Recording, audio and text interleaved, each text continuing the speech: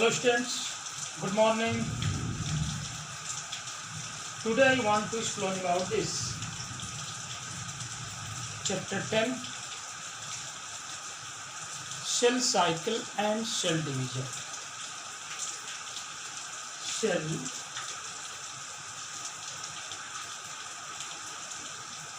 cycle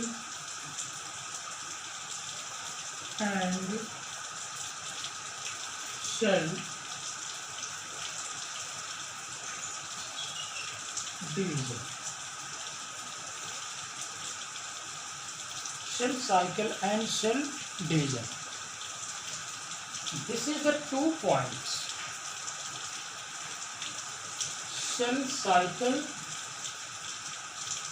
and cell division. दो category कि कैसे किसी सेल की साइक्लिक चलती है, साइकिल, और साइकिल चलेगी तो डिवीजन होगा, डिवीजन होगी तो सेल में क्या होगी, ग्रोथ होगी। इसी पॉइंट को हमें क्या करना है, एक्सप्लेन करना है कि वास्तव में एक कोई सिंगल सेल जो होती है कैसे डिवाइड होकर के मोर देन वन सेल बनाती है, और ये मोर देन वन सेल जो है डिपॉजिट होते होते होते होते क्या करती है, मिलियन बिलियन सेल्स का फॉर्मेशन कर देती है। अंडरस्टैंड? तो इस तरह की कंडीशन होती है कि कोई एक सेल, ये कोई सेल है और इस सेल के अंदर डिफरेंट टाइप के कंटेंट होंगे। सेल मेम्ब्रेन होगा, साइटोप्लाज्म होगा, प्रोटोप्लाज्म होगा, न्यूक्लियस होगा, उसके बाद न्यूक्लियोलस, और साइटोप्लाज्म में डिफरेंट टाइप्स के सेल ऑर्गेनेल्स होंगे। तो कोई एक सेल जो होती है कॉन्टिन्यूअस डिवाइड होकर के एक ऑर्गेनिज्म का फॉर्मेशन करती है। ये सेल है, ये सेल है, और ये डिवाइड करके ये बना रही है कोई ऑर्गेनिज्म। अंडरस्टैंड? किसी ऑर्गेनिज्म का फॉर्मेशन कर रही है। तो वास्तव में कौन ऐसा प्रोसेस इसके अंदर चल रहा है जो या टाइम टू टाइम डिवाइड होकर के किसी एक ऑर्गेनिज्म के डिफरेंट टाइप्स के ऑर्गन का फॉर्मेशन कर रही है। इस पॉइंट को समझना है। अंडरस्टैंड? तो सेल की जो कंडीशन होती है कि ऑलरेडी कोई एक सेल है तो ये ऑलरेडी पेरेंट सेल होती है। अब ये पेरेंट सेल जो है डिवाइड होगी 2 डॉटर सेल में, 2 डॉटर सेल में फिर ये डिवीजन होगा तो ये 4 डॉटर सेल बनेंगे। 4 डॉटर सेल में यदि डिवीजन होगा तो ये आपके जो है ये 8 डॉटर सेल का फॉर्मेशन हो जाएगा। इंक्रीज ऑफ द सेल, कि सेल में कैसे इंक्रीजमेंट हो रहा है, वास्तव में इतने कंटेंट्स आते कहाँ से कि एक सेल जो है टाइम टू टाइम डिवाइड होकर के अपने शेप और साइज में चेंजिंग ले रही है, सेल की ग्रोथ हो रही है, डेवलपमेंट हो रहा है, और उस डेवलपमेंट के थ्रू एक न्यू ऑर्गेनिज्म का फॉर्मेशन हो रहा है। तो इस तरह से सेल कंटिन्यूअस डिवाइड होती चली जाए तो एक सेल की पॉपुलेशन बन जाएगी, मिलियन सेल्स का फॉर्मेशन हो जाएगा। अंडरस्टैंड? तो अब ये मिलियन सेल्स जो बनेंगे, तो अब ये मिलियन सेल्स कंपोज्ड होकर के किसी ऑर्गन का फॉर्मेशन करेंगे। इसके पहले हम लोगों ने कुछ स्टेप को देखा है, और इस स्टेप के थ्रू जो है हमें ये पता चला है कि अब कोई सेल है, ये आपकी सेल है, और ग्रुप ऑफ सेल ये बन गया आपका टिश्यू, ग्रुप ऑफ टिश्यू ये बन गया आपका टिश्यू सिस्टम। टिश्यू सिस्टम की कंडीशन क्या है भाई, टिश्यू सिस्टम से बन गया आपका ऑर्गन, ऑर्गन से बना आपका ऑर्गन सिस्टम, ऑर्गन सिस्टम, और ऑर्गन सिस्टम से बन गया एक लिविंग ऑर्गेनिज्म। अब ये ऑर्गेनिज्म बन गया, ऑर्गेनिज्म का फॉर्मेशन हो गया। इतने सारे पॉइंट जो होते हैं कि टाइम टू टाइम डिवीजन करते हैं और डिवीजन करके एक ऑर्गेनिज्म का फॉर्मेशन कर लेते हैं। ठीक है, तो अब ये कहा जाए कि सेल साइकिल क्या होती है। सेल साइकिल की सबसे पहली बात करते हैं हम कि कोई एक सेल जो होती है कॉन्टिन्यूस डिवाइड होकर के एक पॉपुलेशन बना रही है, मिलियन सेल्स का फॉर्मेशन कर रही है, और वो मिलियन सेल्स जो है कॉन्टिन्यूस कंपोज होकर के किसी लिविंग ऑर्गेनिज्म बना रही है, कोई एक न्यू ऑर्गेनिज्म का फॉर्मेशन कर रही है।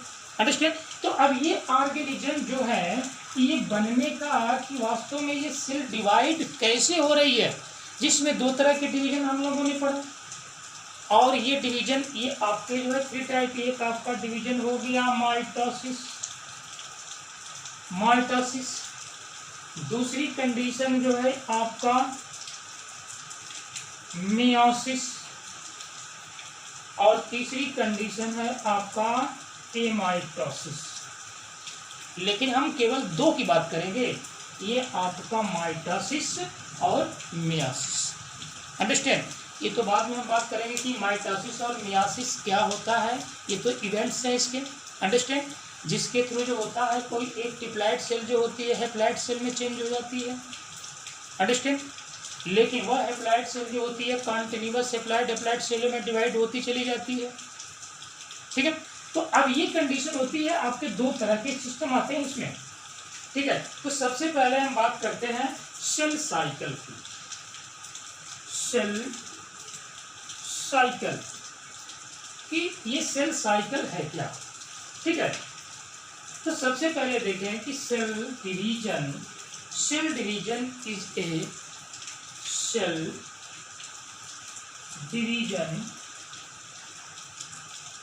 is a important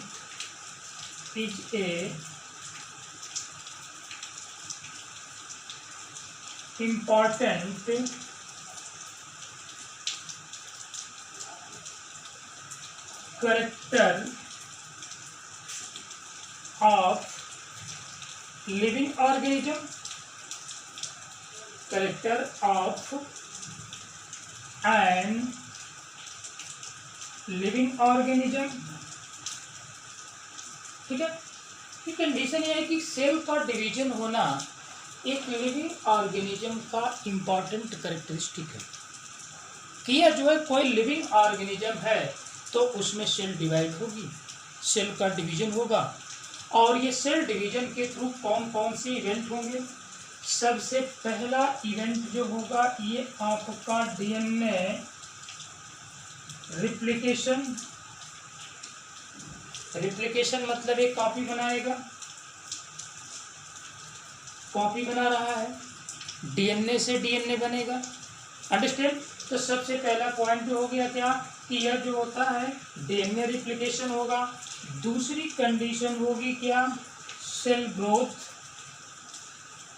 ग्रोथ हो रही है कि क्योंकि जब ये डीएनए रिप्लिकेशन होगा और सेल डिवाइड होगी तो क्या करेगी, सेल की ग्रोथ हो सकती है।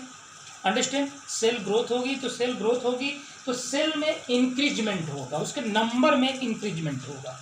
अंडरस्टैंड। और जब नंबर में इंक्रीजमेंट होगा तो इसमें 2 तरह के मेन पॉइंट आपको मिलेंगे कि सेल डीएनए रिप्लिकेशन होगा क्योंकि एक सेल के अंदर डीएनए प्रेजेंट है और उससे एक न्यू सेल्स का फॉर्मेशन होने वाला है, तो ये पूरा कंटेंट आपका डबल होगा, और जब ये डबल होगा तब जो है एक पेरेंट सेल से जो है जितने कंटेंट होंगे ये सब ये डॉटर सेल में एंट्री करेंगे।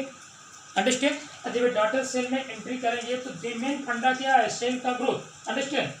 अब ये दूसरी कंडीशन होती है कि प्रोजेनी सेल्स containing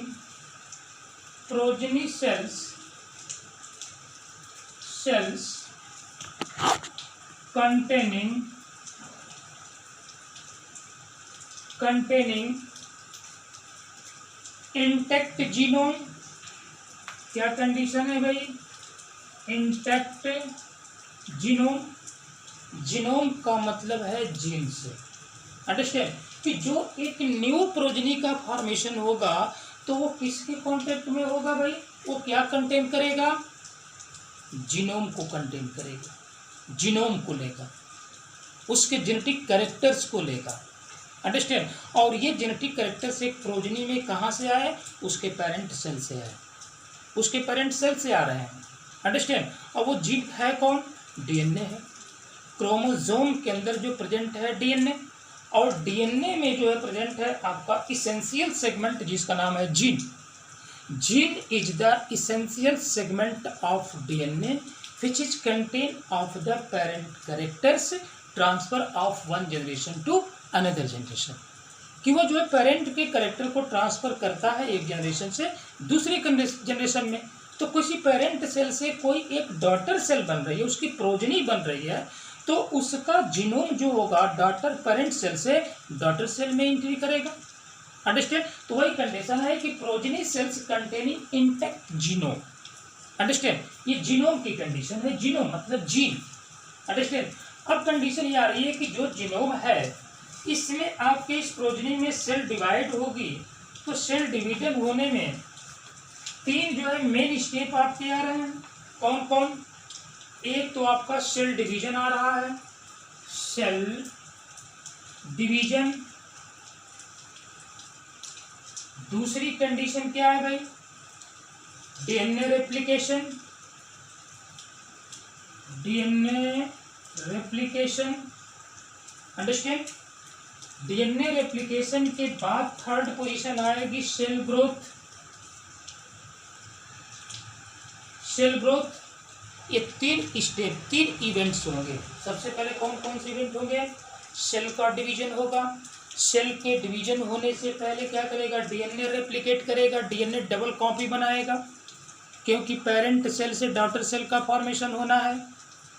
तो पेरेंट सेल से जीनोम जो है डॉटर सेल में जब एंट्री करेगा तो उसकी डबल कॉपी बनाएगा, तभी तो जा करके पेरेंट सेल से एक कॉपी जो है आपके डॉटर सेल में आएगी।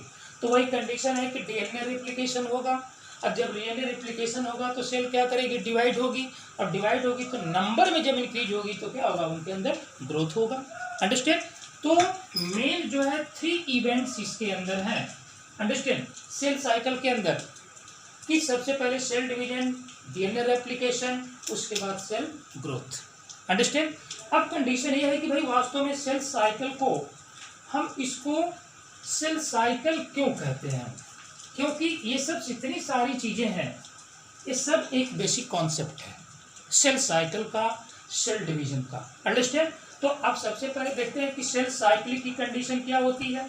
Cell cycle the sequence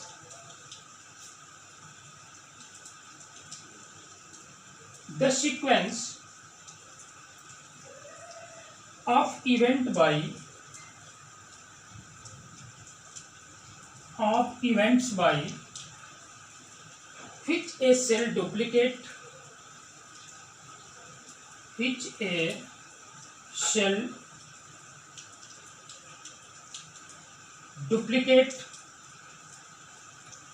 genome,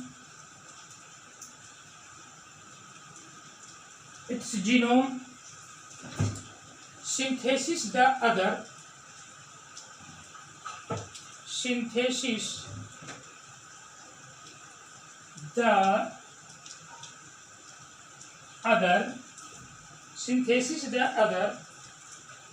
constituents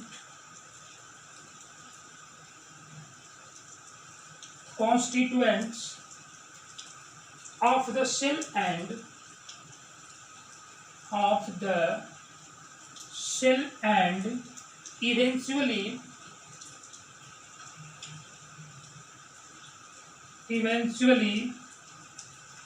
divided into two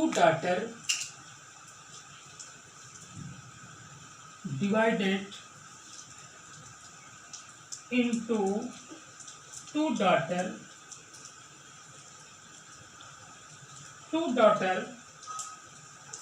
cells is called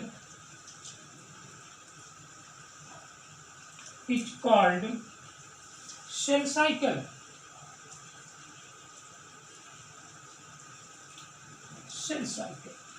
understand. ये कंडीशन आपकी आ रही है, ये कह रहा है कि द सीक्वेंस ऑफ इवेंट्स, कि उस इवेंट का सीक्वेंस जिसके थ्रू जो होता है सेल जो होती है डुप्लीकेट हो रही है। सेल के अंदर जितने, जैसे मान लीजिए कि ये सेल है और इस सेल के अंदर क्या कंडीशन है, ये कंडीशन आपका जो है क्रोमोजोम, और क्रोमोजोम पे प्रेजेंट है जीन, अंडरस्टैंड। और जीन क्या है भाई, एक डीएनए है, DNA is the genetic material, DNA जो है आपका जेनेटिक मटेरियल है।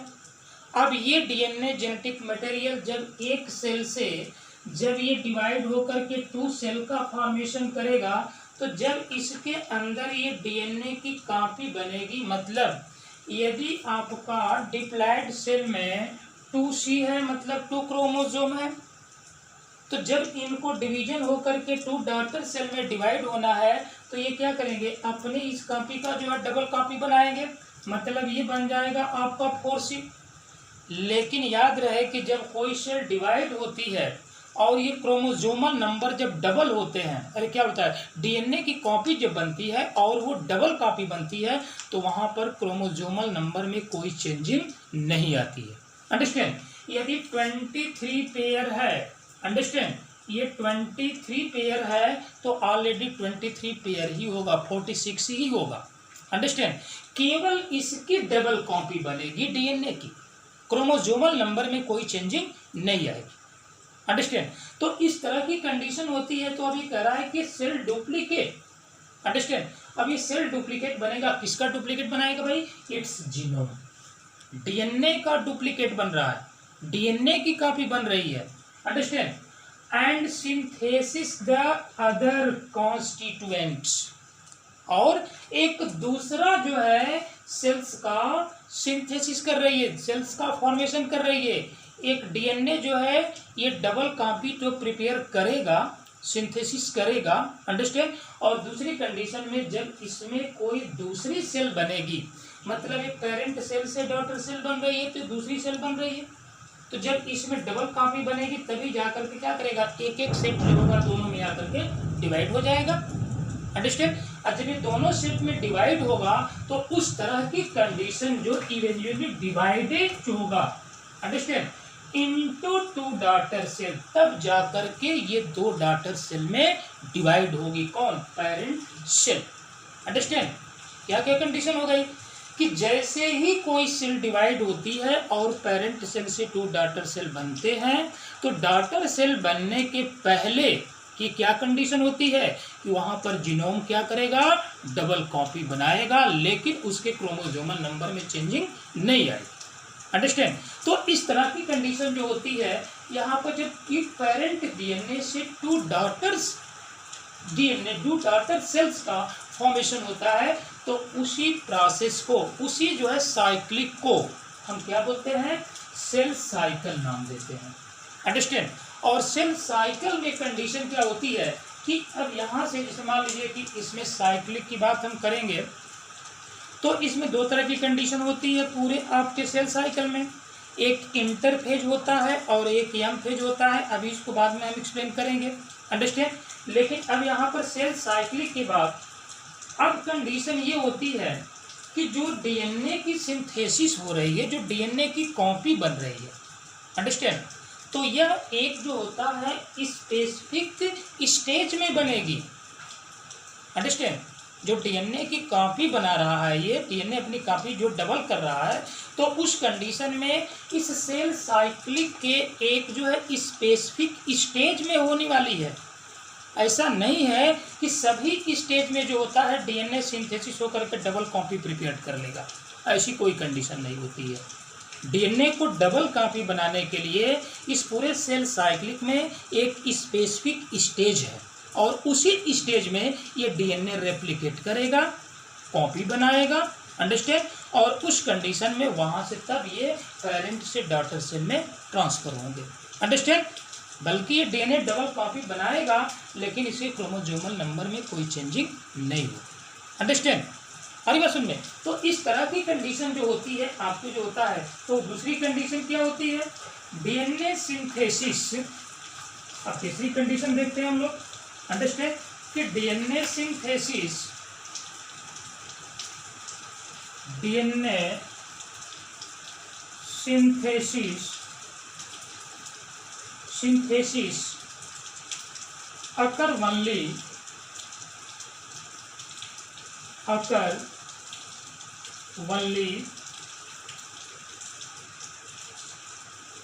ड्यूरिंग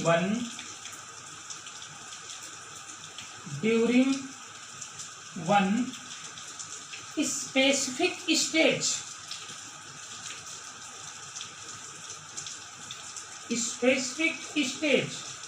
और वो स्टेज का नाम भी हम दे रहे हैं यस स्टेज, या इसको कहते हैं यस फेज, सिंथेसिस फेज। और इसी फेज में जो होता है पूरे सेल साइक्लिक जो चलती है, इंटर फेज और यम फेज, तो उसमें आपका G1 S G2 यम 4 फेज होंगे। G1 S G2 इस तरह कंडीशन होगी आपका, G1 उसके बाद S, उसके बाद जो होगा G2 और नेक्स्ट कंडीशन आएगा आपका यम फेज।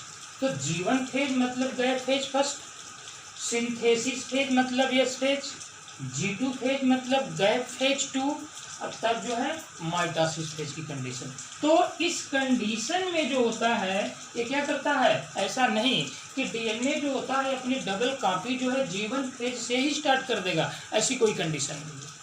तभी तो ये कह रहा है कि DNA synthesis occur in only during one specific stage, किसी एक स्पेसिफिक स्टेज में डीएनए क्या करेगा, अपनी सिंथेसिस करेगा, अपनी डबल कॉपी प्रिपेयर करेगा, और वह स्टेज है कौन, यस फेज। यस फेज के नाम से पता चल रहा है कि सिंथेसिस फेज में डीएनए अपनी डबल कॉपी बनाएगा। This is the most important point. Understand कि डीएनए की सिंथेसिस जो है सेल साइक्लिक के किस फेज में होती है, तो डीएनए की सिंथेसिस जो होता है सेल साइक्लिक के यस फेज में होती है, न कि G1 फेज में और न कि G2 फेज में। अंडरस्टैंड, इसको हम लोग डिटेल पढ़ेंगे इसके बारे में, सेल साइकिल के बारे में। अभी तो मैं बेसिक कॉन्सेप्ट की बात कर रहा हूँ। अंडरस्टैंड। दूसरी कंडीशन ये होती है कि जब ये आपका जितने भी इवेंट्स होते हैं, अंडरस्टैंड, और ये सभी इवेंट्स जो होते हैं एक under genetic control, under genetic control मतलब ये जीन के कंट्रोल में होंगे, और जीन के कंट्रोल में होंगे तो जीन किसके कंट्रोल में होगा, एंजाइम के कंट्रोल में होगा। अंडरस्टैंड, उस जीन को कंट्रोल करने का काम एंजाइम करेगा, और ये जीन जो होगा क्या करेगा, इस पूरे सेल साइकिल को कंट्रोल करेगा। अंडरस्टैंड, जब सेल साइकिल को कंट्रोल करेगा तब जाकर के कोई एक पेरेंट सेल से डॉटर सेल का फॉर्मेशन होता है। अंडरस्टैंड। अब कंडीशन आती है आपका phase of cell cycle. Understand, दूसरी कंडीशन जो आती है phase of cell cycle. Understand कि सेल साइकिल को कितने फेजों में डिवाइड किया गया है। Understand, phase of cell cycle. Understand, phase of cell cycle मतलब सेल साइकिल को जो होता है कितने फेजों में डिवाइड किया गया। जबकि ये देखा जाए कि यहाँ पे आपका सेल साइक्लिक की जो कंडीशन होती है जिसमें ह्यूमन सेल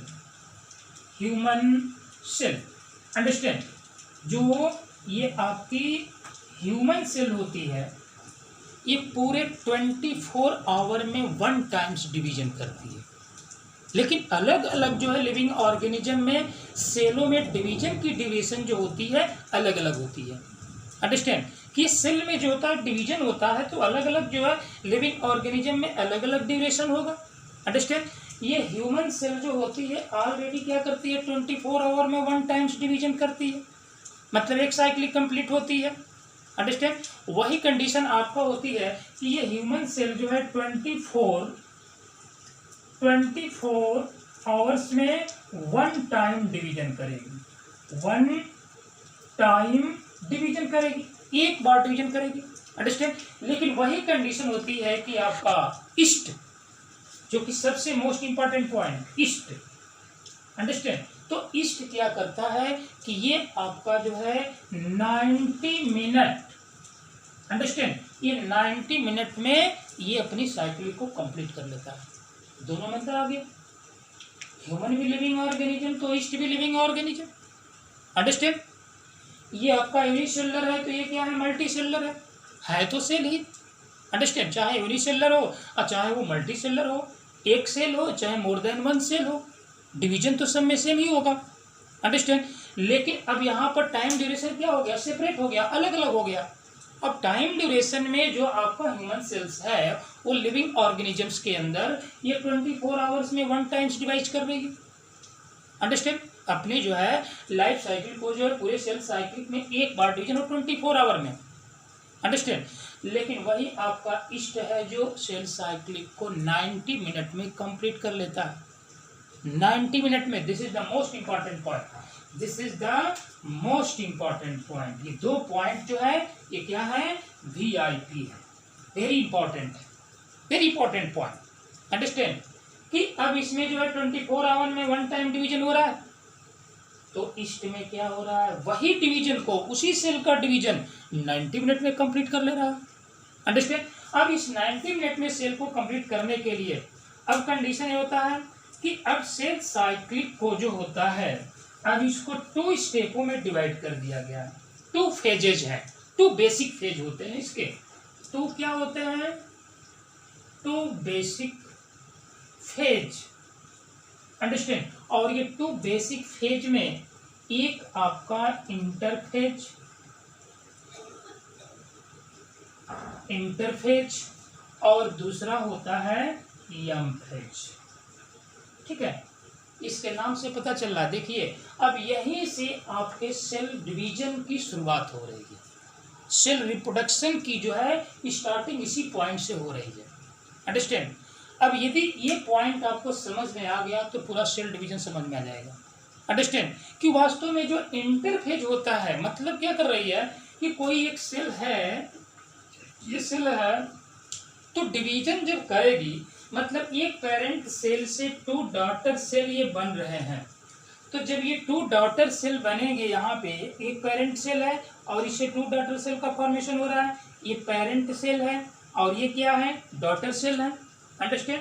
तो जब ये 2 डॉटर सेल का फॉर्मेशन होगा तो क्या पेरेंट सेल जो है डिवाइड होने से पहले कुछ प्रिपरेशन करेगी कि नहीं करेगी?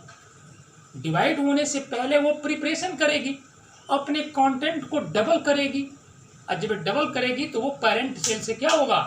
डॉटर सेल में ट्रांसफर होगा। अंडरस्टैंड? तो जो पेरेंट सेल से डॉटर सेल में ट्रांसफर होगा तो इसमें जितने भी इवेंट्स होंगे इसमें डबल होगा। इसके प्रीवियस हमने लेक्चर में भी बताया आपको।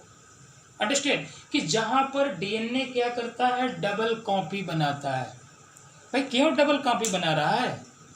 अब डबल कॉपी बनाएगा तो सबसे पहले जो डबल कॉपी तो बन गई।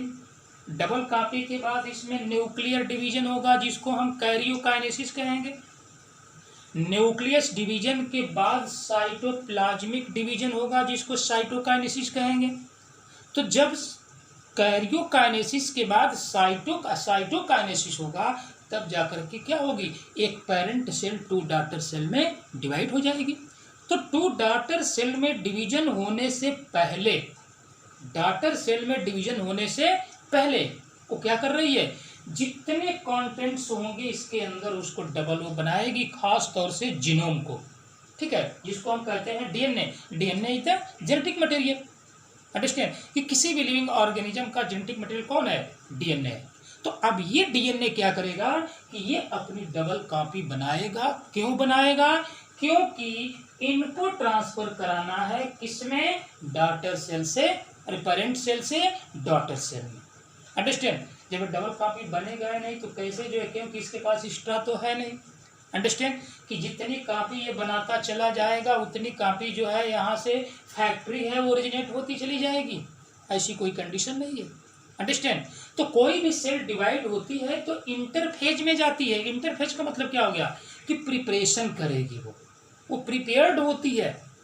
क्योंकि एक पेरेंट सेल डॉटर सेल में डिवाइड होने जा रही है तो डॉटर सेल में डिवाइड होने से पहले अपने अंदर जितने कंटेंट होंगे उनको क्या करेगी? प्रिपेयर्ड करेगी। अंडरस्टैंड? इसी को कहते हैं इंटरफेज। और इंटरफेज में कितने फेज आते हैं? इंटरफेज में आपका आता है 3 फेज। अंडरस्टैंड? एक का नाम देते हैं G1 phase, growth phase first या गैप फेज फर्स्ट। अंडरस्टैंड? दूसरी कंडीशन होती है S फेज, सिंथेसिस फेज। इसी फेज में डीएनए क्या करेगा? डबल कॉपी प्रिपेयर करेगा, सिंथेसिस होगी डीएनए की। अंडरस्टैंड? तीसरी कंडीशन होती है आपका G2 फेज। अंडरस्टैंड? ये G2 फेज की कंडीशन आती है, ग्रोथ फेज फर्स्ट, और तब ये आता है आपका माइटोसिस फेज। अंडरस्टैंड, मतलब पूरे इस सेल साइक्लिक का ये जो पोजीशन आ रहा है, ये पूरे 100% सेल साइक्लिक फेज का 95% टाइम इसमें लगता है। 95% टाइम इसमें लग जाएगा। किसमें? इंटरफेज में। तो 5% टाइम कहाँ लगेगा भाई? ये आपका यम फेज में लगेगा। और यम फेज में आपके कौन कौन से पॉइंट है आपके यम फेज में?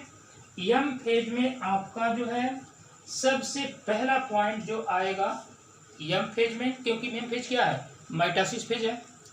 और माइटोसिस फेज में सबसे पहला पॉइंट आएगा प्रोफेज। प्रोफेज, उसके बाद जो कंडीशन आएगी वो मेटाफेज। मेटाफेज, उसके बाद जो कंडीशन आएगी आपका टीलोफेज, एनाफेज। अंडरस्टैंड, ये कंडीशन क्या होगी? एनाफेज। और तब कंडीशन होगी आपका टीलोफेज की। और टीलोफेज के बाद होगा डाइकाइनेसिस। और डाइकाइनेसिस का मतलब कि वहीं से सेल क्या करेगी? 2 पार्टों में डिवाइड हो जाएगी। अंडरस्टैंड, तो सबसे अधिक टाइम जो लगेगा, इसे मान लीजिए कि कोई एक सेल साइक्लिक का स्ट्रक्चर है, तो ये पॉइंट जो है आपका क्या हो गया? ये पूरा 95% जो होगा इसके इंटरफेज में लगेगा, जहां पर भी G1 S और G2। अंडरस्टैंड, 5% जो होगा ये क्या लगेगा? 5% जो है टाइम कहाँ लगेगा? ये आपके किसमें? मेटाफेजियम फेज में लगेगा, माइटोसिस फेज में लगेगा। इंटरफेज और माइटोसिस फेज। अंडरस्टैंड, तो माइटोसिस फेज जो है किसके बीच की लिंक है? Mitosis phase in between stage of mitosis phase and yes phase. Yes phase और माइटोसिस फेज के बीच की जो कंडीशन होती है वो किसकी होती है? ये आपका जो है इंटरफेज की होती है। अंडरस्टैंड, तो इस तरह की कंडीशन जो होती है, आपका सबसे इंपॉर्टेंट पॉइंट ये होता है कि सबसे इस सेल साइक्लिक में डिवीजन में जो होता है, माइटोसिस डिवीजन में सबसे लॉन्गेस्ट फेज किसकी? इंटरफेज की होती है। Interphase is the longest phase of the mitosis phase.